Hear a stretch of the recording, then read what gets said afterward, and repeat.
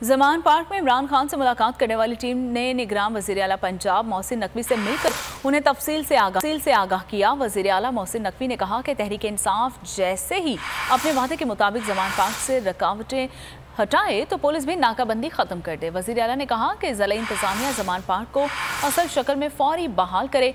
Zaman park के रिहायशी पहले ही बहुत मुश्किलात बर्दाश्त कर चुके हैं।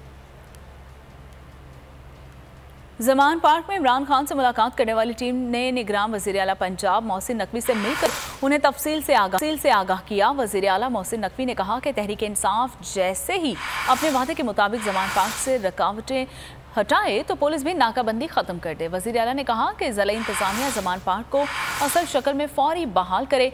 जमान पार्क के रिहायशी पहले ही बहुत मुश्किलात बर्दाश्त कर चुके हैं। सब्सक्राइब करें और बेल दबाएं ताकि कोई खबर रह न जाए।